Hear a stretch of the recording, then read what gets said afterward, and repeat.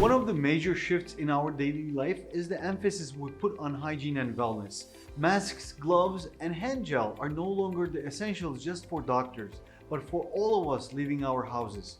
Staying healthy at home during the pandemic has also become a priority for most of us. We are now spending more time at home, and this led to an increased demand for home cleaning and personal hygiene products. Do you think we are overthinking home cleaning to protect ourselves from the virus? What are the most efficient ways to clean and disinfect our homes during the pandemic? Could you please give us some tips on how to maintain a clean and healthy home? Well, home cleaning is critical, so we're not overthinking it. Quite the opposite. We need to become world experts on it. The Centers for Disease Control and Prevention say you ought to use the warmest, appropriate water setting and dry items completely when laundering your clothing, your towels, and your linens. And if you can, use diluted household bleach solutions if it's appropriate for the surfaces. And also practice routine cleaning of frequently touched surfaces. These high-touch surfaces include things like tables and doorknobs, light switches, countertops, handles and desks, but also phones and keyboards, toilets, faucets, sinks. There's lots of things you don't think about that you have to keep clean now. For soft surfaces like carpeted floor, rugs, and drapes, you've got to clean the surface using soap and water, or you can use cleaners that are appropriate for use on these surfaces. And then we touch on electronics because these are often overlooked. I'm talking about tablets and touch screens, keyboards, remote controls. They don't get cleaned that well.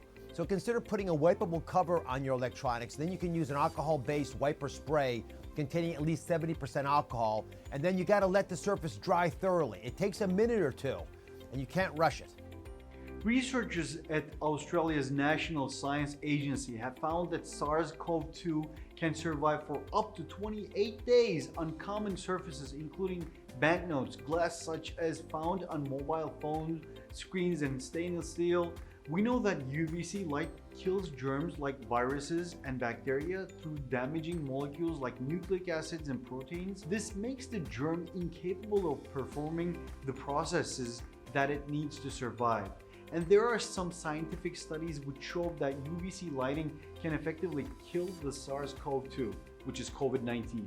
This study, carried out by researchers at Columbia University Irving Medical Center, has used far ultraviolet C light at a wavelength which is safe for humans to kill more than 99.9% of coronaviruses that are found present in airborne droplets. Do you think it is really safe to use UVC lighting technology for disinfection purposes at home? We have seen some home appliances with UVC lighting technology. Can they really inactivate the coronavirus and ensure a total hygiene? I'm very excited about UVC radiation, and you mentioned the Columbia data, which was done by colleagues of mine here in New York. The FDA says UVC radiation may be effective in inactivating the SARS-CoV-2 virus. However, this is important. Currently, there is limited published data about the wavelength, the dose, and the duration of UVC radiation required to inactivate the SARS-CoV-2 virus. Now, UVC radiation can only inactivate a virus if the virus is directly exposed to the radiation. Therefore, the inactivation of viruses on surfaces may not be effective due to blocking of the UV radiation by things like soil, dust, right? Other contaminants like bodily fluids could inadvertently protect the virus from UVC exposure. And the dose and duration is important as well. Many of the UVC lamps sold for home use are of low dose, so it may take longer exposure to a given surface area to potentially provide the effective inactivation of a bacteria or a virus that we desire. Now, there are new home appliances like these disinfection cabinets, tumble dryers that actually use UVC and UV light technology. They can be used to kill bacteria and viruses on surfaces. So there's a ton of great innovation happening. I'm very excited about this space. We have to do it right. Household tasks have turned into a source of uncertainty and anxiety as families grapple with getting the basics done, all while keeping their loved ones safe and healthy. Handling and preparing food is one of the biggest concerns of family members. Most of us still don't know how to disinfect food we order from the restaurants or properly clean them before eating. Which steps can we take to disinfect goods we buy from the supermarkets or food from a restaurant? Do you think it is a good idea to put food into an oven before eating? The researchers estimate that most coronaviruses would be almost completely killed after exposure to temperatures above 65 degrees Celsius or higher for longer than 3 minutes.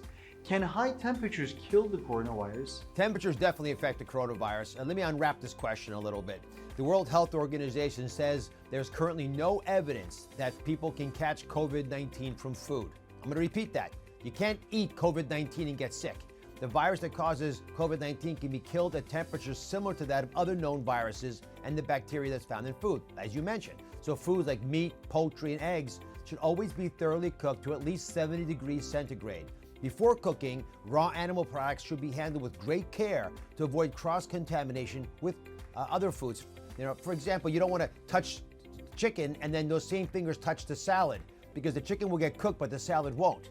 Now, the FDA says before eating, we should rinse our fresh fruits and vegetables under running tap water, including those fruits and vegetables with skins and rinds that are not eaten. And then you scrub the produce with a clean produce brush. There's special brushes, or you can use regular brushes. For canned goods, remember you got to clean the lids before opening them. And then when you're unpacking groceries, make sure you refrigerate or freeze the meat, poultry, eggs, seafood, and other perishables like berries, lettuce, herbs, even mushrooms within 2 hours of purchasing. Why take a risk when you have a refrigerator right there? It is currently unclear how long the COVID-19 virus can survive on fabric. We remove our shoes when we enter home and change our clothes when we return home after being in a crowded place. We are regularly, more than ever, cleaning bed sheets, towels, and clothes. One of the key steps for disinfection is to launder items with the right temperature to kill the virus on fabric. What should we do when we come back to home after washing our hands? Which washing machine programs should we use to disinfect our clothes? Do you think the type of detergent is important during the cleaning?